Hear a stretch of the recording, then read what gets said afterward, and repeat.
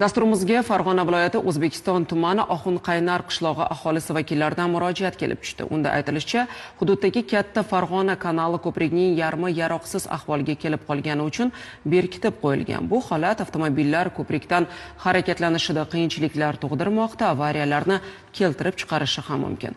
Ushbu ko'prik qachon ta'mirlanadi? Muxbirimiz Islom Nishonov ushbu murojaat bo'yicha vaziyatni o'rgandi, masalaga mutasaddilar e'tiborini qaratdi. O'zbekiston tumani Oxunqaynar qishlog'i hududidagi katta Farg'ona kanali ko'prigining yarmi 3 oydan buyon yopib qo'yilgan. Ushbu ko'prik Qo'qon-Yaypan-Isfara yo'lining 4-5 kilometrlari oralig'ida joylashgan bo'lib, magistralni bog'lovchi muhim inshoot sanaladi. Ko'prikning yarmida harakat cheklanganligi turli noqulayliklarni keltirib chiqarmoqda. Endi iloji yo'q, qarama-qarshi yo'nalishga chiqishga majbur bo'lyapmiz.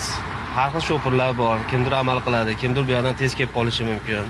Kimdir bu holatni ko'rib turib tezlikni pasaytirishi mumkin. Iloji boricha buni bartaraf qilish kerak edi. Avvalga ham bo'ldi, kecha kuni ketdi. Damas bilan Piko to'qnashib ketdi. Aqli tug'diryapti. Masalan,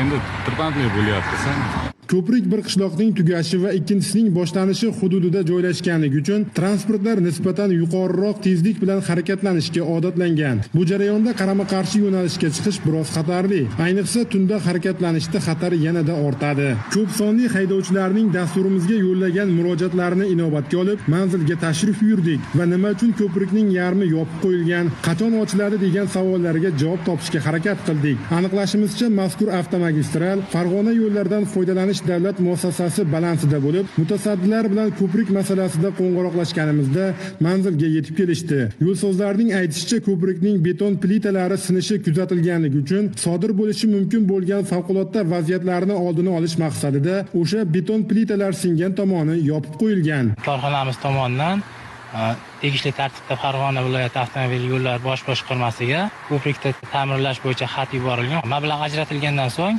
joriy yil oxiriga qadar ko'prikni ta'mirlab foydalanishga topshiramiz.